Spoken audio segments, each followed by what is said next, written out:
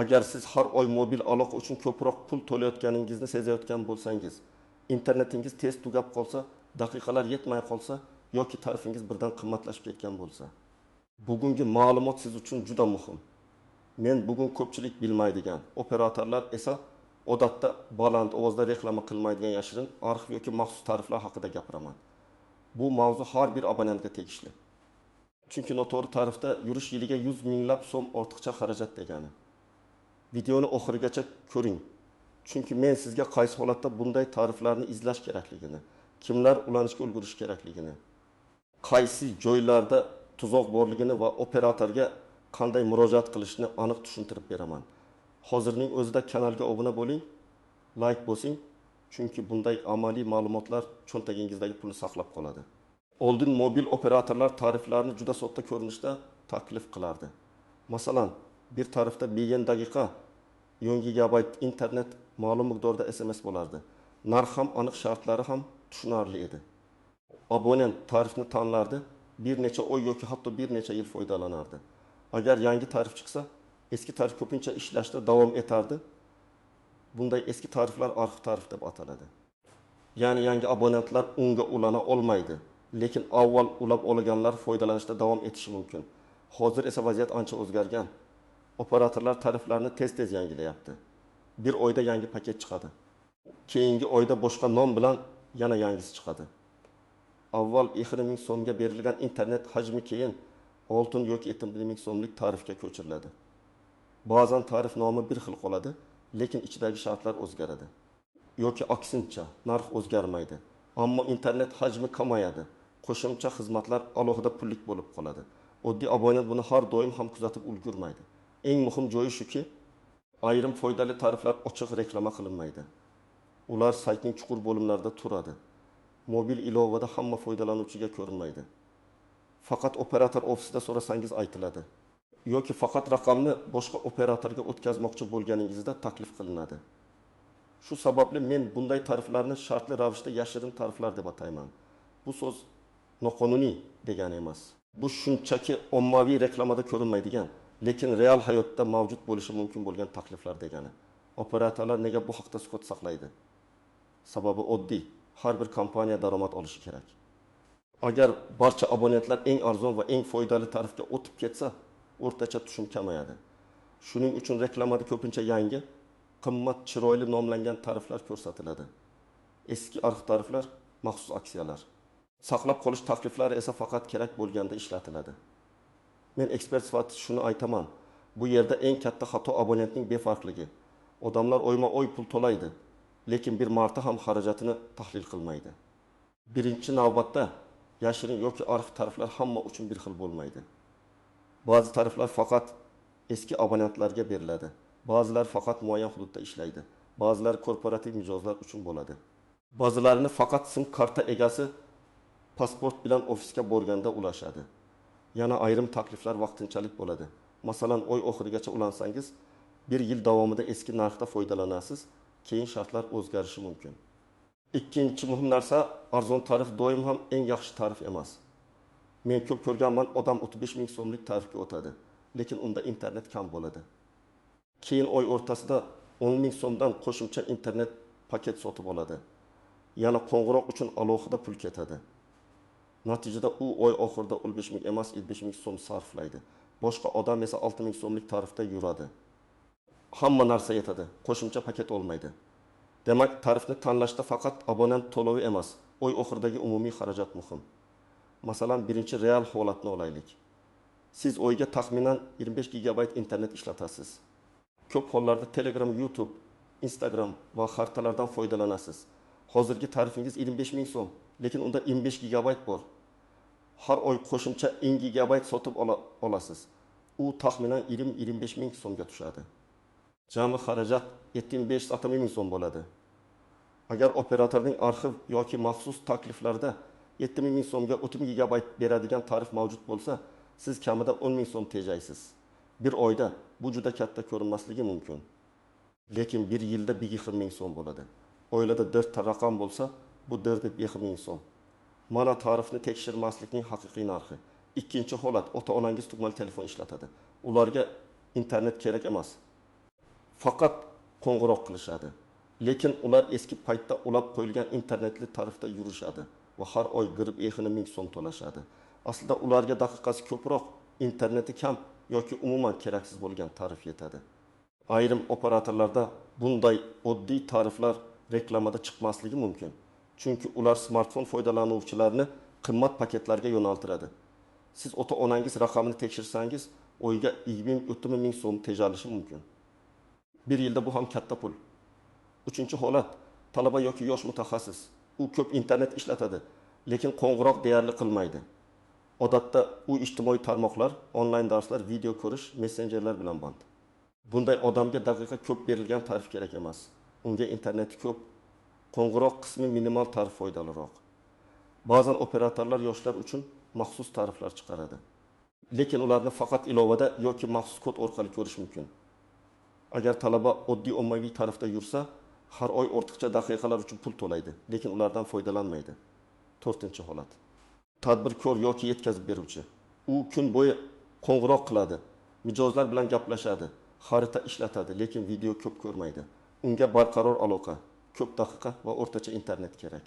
Agar u faqat cheksiz internet deb reklama qilingan qimmat tarifga ulansa, ehtimol ortiqcha pul to'laydi. Chunki uning asosiy ehtiyoji boshqa. Bunday odam korporativ yoki biznes tariflarini so'rab ko'rish kerak. Ba'zida yakka tartibdagi tadbirkorlar yoki kichik jamoalar uchun alohida shartlar bo'ladi. Agar siz tarifingiz nomini bilmasangiz, xavotir oling. Bu eng birinchi belgi. Abonentlarning katta qismi har oy pul yechiladi. Ishlayapti-ku deb yuradi. Lekin aynan shunday odamlar eng ko'p ortiqcha to'laydi. Agar sizning balansingiz oy oxirigacha yetmay qolsa, xavotir oling. Bu tarif sizning real ehtiyojingizga mos emasligini bildiradi. Internet tugayapti, daqiqa tugayapti, SMS kerak emas, lekin baribir tarif ichida turibdi. Demak, tarkib noto'g'ri. Agar siz bir necha yildan beri bir tarifda yursangiz, albatta tekshiring. Bu ikki xil natija berishi mumkin. Birinchi natija. Siz juda foydali arxiv tarifdasiz va uni yo'qotmaslik kerak. Ikkinchi natija, tarifingiz eskirgan, narx oshgan, shartlari yomonlashgan. Siz esa bundan bexabar qolgan bo'lishingiz mumkin. Shuning uchun eski tarifni ko'r-ko'rona almashtirish ham, ko'r-ko'rona ushlab turish ham xato. Agar oilangizda bir nechta raqam bo'lsa, hammasini alohida tekshiring. Bolaning ehtiyoji boshqa, onaning ehtiyoji boshqa. Otaning ehtiyoji boshqa, bo'yning ehtiyoji boshqa. Bitta tarif hammaga mos kelmaydi. Masalan, farzand kuniga video ko'rsa, unga internet ko'proq kerak. Bo'yiga esa 5 gigabayt ham ortiqcha bo'lishi mumkin. Oilaviy tahlil qilsangiz, umumiy xarajatni sezilarli kamaytirish mumkin. Agar siz har oy qancha internet ishlatishingizni bilsangiz, tarif shartlarini yaqinda tekshirgan bo'lsangiz, qo'shimcha paket sotib olmasangiz va abonent to'lovi sizga mos bo'lsa, sizda katta muammo yo'q. Lekin baribir kamida har 2-3 oyda bir marta tariflarni solishtirish foydali. Agar siz korporativ paketda ishlayotgan bo'lsangiz va aloqa xarajatini ish beruvchi qoplasa, shoshilmasangiz ham bo'ladi. Lekin bu yerda ham ehtiyot bo'ling. Raqam sizning nomingizda bo'lsa, keyinchalik paketdan chiqishda muammo bo'lishi mumkin. Shartlarni bilib qo'yish kerak. Agar siz juda kam aloqa ishlatsangiz, balansga faqat kerak bo'lganda pul tashlasangiz va oylik majburiy to'lovsiz tarifda bo'lsangiz, siz uchun asosiy xavf boshqacha, raqam faol bo'lmagani uchun bloklanib qolishi. Xizmatlar avtomatik yo'qolishi yoki tasodifan pullik paketga ulanib qolish. Demak, bu holatda ham nazorat kerak. Endi eng muhim nozik joylarga o'tamiz. Birinchi tuzoq, cheksiz so'zi. Reklamada cheksiz internet deyiladi, lekin shartlarda tezlik cheklanishi mumkin. Masalan, birinchi efir gigabayt yuqori tezlikda, keyin tezlik pasayadi. Yoki faqat tungi vaqtda cheksiz bo'ladi. Yoki ayrim ilovalar uchun cheksiz. Lekin umumiy internet hisobidan boshqa trafik ketaveradi. Shuning uchun cheksiz degan so'zni ko'rsangiz, darhol shartlarni o'qing. Tezlik cheklovi bormi? Kunlik limit bormi? Modemda ishlaydimi? Internet tarqatishga ruxsat bormi? Ikkinchi tuzoq, ijtimoiy tarmoqlar uchun bepul trafik. Ko'p tariflarda Telegram, Instagram, Facebook bepul degan gap bo'ladi. Lekin amalda bu har doim 100% bepul degani emas. Masalan, ilova ichidagi video boshqa serverdan yuklansa, u umumiy internetdan ketish mumkin. Reklama, tashqi havolalar, brauzer orqali ochilgan sahifalar hisoblanishi mumkin. Shuning uchun odam menda ijtimoiy tarmoq bepul deb o'ylaydi. Lekin umumiy gigabayt baribir kamayadi. Uchinchi tuzoq tarifga o'tish narxi. Ba'zan yangi yoki maxsus tarifga o'tish bepul bo'lmaydi. O'tish uchun alohida to'lov olinadi. Birinchi oy to'liq abonent to'lovi yechiladi. Eski paketdagi qoldiq kuyib ketadi. Masalan, sizda hali 8 gigabayt internet bor. Oy tugashiga 10 kun qolgan. Siz yangi tarifga yamda o'tsangiz, eski qoldiq yo'qoladi va yangi tarif uchun yana to'liq pul yechiladi. Natijada tejash o'rniga zarar ko'rasiz. Tarifni almashtirish uchun eng qulay vaqt ko'pincha hisob davri tugashga yaqin kunlar bo'ladi. Lekin bu ham operator shartiga bog'liq. 4-tuzoq. Arif tarifdan chiqib ketsangiz, qayta ulana olmaysiz. Bu juda muhim. Ba'zi odamlar yangi chiroyli tarifni ko'rib darhol o'tadi. Keyin bilsa, eski tarifda shartlar yaxshiroq bo'lgan. Qaytmoqchi bo'ladi, lekin operator bu tarif arxivda. Qayta ulash imkoni yo'q deydi. Shuning uchun har qanday o'zgarishdan oldin eski tarifingizni skrinshot qilib oling. Shartlarni yozib qo'ying operatorga. Agar men o'tsam, qayta oldingi tarifga qayta olamanmi? deb aniq savol bering. Javobni iloji bo'lsa, yozma shaklda oling. Ilova chati, SMS yoki murojaat raqami orqali. 5-tuzoq avtomatik ulanishlar. Ba'zi qo'shimcha xizmatlar bepul sinov muddati bilan yo'qoladi. Keyin pullik bo'ladi. Musiqa, gudok, kino, obuna yangiliklar, o'yinlar, antivirus, bulutli xotira, tanishuv servislari, turli kontent xizmatlar. Odam tarif qimmatlashdi deb o'ylaydi. Aslida esa balansdan mayda-mayda xizmatlar pul yechmoqda. Men tavsiya qilaman, tarifni tekshirish bilan birga albatta barcha pulli xizmatlarni ham tekshiring. Ko'pincha tejamkorlik tarifdan emas, aynan keraksiz xizmatlarni o'chirishdan boshlanadi. 6-tuzoq, roaming va xalqaro qo'ng'iroqlar. Agar siz chet elga chiqsangiz yoki chet elga ko'p qo'ng'iroq qilsangiz, oddiy tarif shartlari sizni qutqarmaydi. Roamingda internet juda qimmat bo'lishi mumkin. Bitta fotosurat yuborish ham katta pul yechishiga olib keladi. Shuning uchun safardan oldin roaming paketini alohida tekshirish kerak. Menda katta tarif bor degan fikr chet elda ishlamasligi mumkin. 7-tuzoq, hudud va signal sifati. Eng foydali tarif ham agar siz yashaydigan joyda signal yomon bo'lsa, foydasiz. Masalan, bir operator 1 gigabayt beradi. Lekin sizning mahallangizda internet sekin. Boshqa operator 1 gigabayt beradi, lekin tezligi barqaror. Amalda ikkinchisi foydaliroq bo'lishi mumkin. Shuning uchun tarif tanlashda faqat narx va gigabayt emas, signal sifati ham muhim. Endi men sizga aniq qadamlarni aytaman. Birinchi qadam, hozirgi tarifingizni aniqlang. Buni operatorning mobil ilovasida, shaxsiy kabinetida, USSD menyu orqali yoki kol markaziga qo'ng'iroq qilib bilishingiz mumkin. Tarif nomini, abonent to'lovini, hisob davrini, internet hajmini, daqiqalarni, SMSni, qo'shimcha xizmatlarni yozib oling. Faqat eslab qolmang. Aynan yozib oling yoki skrinshot qiling. Ikkinchi qadam, oxirgi o'tib kunlik xarajatni tekshiring. Ilovada batafsil xarajatlar bo'limi bo'ladi. Agar bo'lmasa, operator ofisdan detalizatsiya so'rang. Bu hujjatda qayerga pul ketgani ko'rinadi.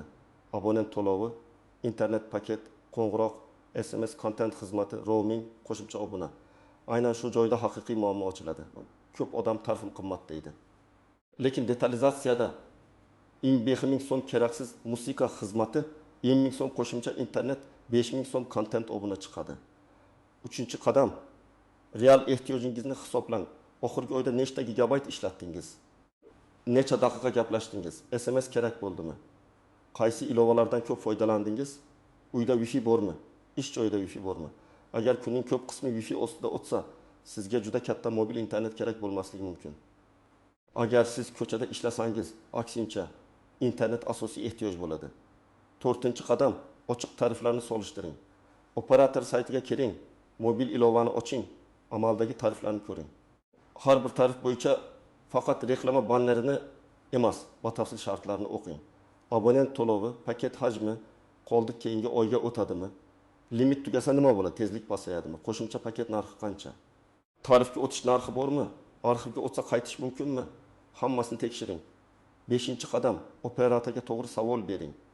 Gal markazga qo'ng'iroq qilganda menga arzon tarif kerak demang. Bunday savolga sizga reklamadagi oddiy tarifni aytishadi. Aniq so'rang. Mening oxirgi oyda xarajatlarim shuncha bo'lgan, internet ishlatishim shuncha, daqiqam shuncha, menga mos arxiv, maxsus, individual yoki saqlab qolish takliflari bormi? Yana shunday deng. Agar boshqa operatorga o'tmoqchi bo'lsam, menga qolish uchun qanday maxsus shart taklif qilinadi? Bu savol ba'zan juda muhim natija beradi. Chunki operator abonentni yo'qotishni xohlamaydi. 6-qadam ofisga borsangiz hujjatlarni olib boring. Rag'am kimning nomida bo'lsa, o'sha odamning pasporti yoki AID kartasi kerak bo'ladi. Agar raqam sizning nomingizda bo'lmasa, tarifni o'zgartirishda, ishonchnoma talab qilishda muammo chiqishi mumkin.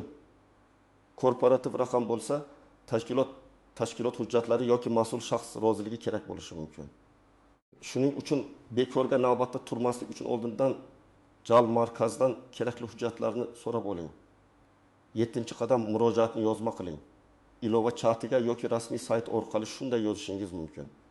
Mening raqamim bo'yicha amaldagi tarif barcha pullik xizmatlar va oxirgi o'tmit kunlik xarajatlar ro'yxatini taqdim etishingizni so'rayman. Shuningdek, menga mavjud bo'lgan arxiv, maxsus individual yoki abonentni saqlab qolish tariflari haqida ma'lumot berishingizni so'rayman. Tarif o'zgartirilsa, eski tarifga qaytish imkoniyati, o'tish narxi va qoldiq paketlar taqdir haqida yozma javob bering. Mana shunday yozsangiz, umumiy gap emas, aniq javob olish ehtimoli oshadi. 8-qadam hech narsani shoshilib bosmang. Ilovada ulanish tugmasi juda oson bosiladi, lekin oqibati uzoq bo'lishi mumkin. Avval shartlarni o'qing, skrinshot qiling. Hozirgi tarif bilan solishtiring, keyin qaror qiling. Ayniqsa arxiv tarifda bo'lsangiz, 2 marta o'ylang. 9-qadam oilaviy audit qiling. Har bir raqam bo'yicha jadval tuzing. Kim foydalanadi, qancha to'laydi, qancha internet ishlatadi, qancha daqiqa kerak, keraksiz xizmatlar bormi? Keyin har biriga alohida tarif tanlang. Ba'zan bitta raqamni qimmat tarifda qoldirib, boshqalarni arzonlashtirish eng to'g'ri yechim bo'ladi. Ba'zan esa oilaviy yoki guruhli takliflar foydali chiqadi. Lekin bu takliflardan limitlarni tekshirish kerak. Umumiy internet kimga yetadi? Qo'shimcha raqam narxi qancha? Asosiy raqam to'lamasa boshqalar bloklanadimi? 10-qadam. Boshqa operatorlarni ham tekshiring. Raqamni saqlagan holda boshqa operatorga o'tish imkoniyati mavjud bo'lsa, bu siz uchun muzokara vositasi. Men har doim shuni aytaman. Sodiqlik yaxshi, lekin ko'r-ko'rona sodiqlik qimmatga tushadi. Agar boshqa operator sizga yaxshiroq narx, yaxshiroq signal va mos paket bersa, o'ylab ko'rish kerak. Lekin o'tishdan oldin yangi operator signalni siz yashaydigan, ishlaydigan va ko'p yuradigan joylarda tekshiring. Bugungi asosiy fikr shuki, tarifni tanlash bu shunchaki qaysi biri arzon degan savol emas. Bu sizning real foydalanishingiz, yashash joyingiz, qo'ng'iroq odatingiz, internet ehtiyojingiz, oilaviy xarajatlaringiz va operator shartlarini to'g'ri solishtirish masalasi.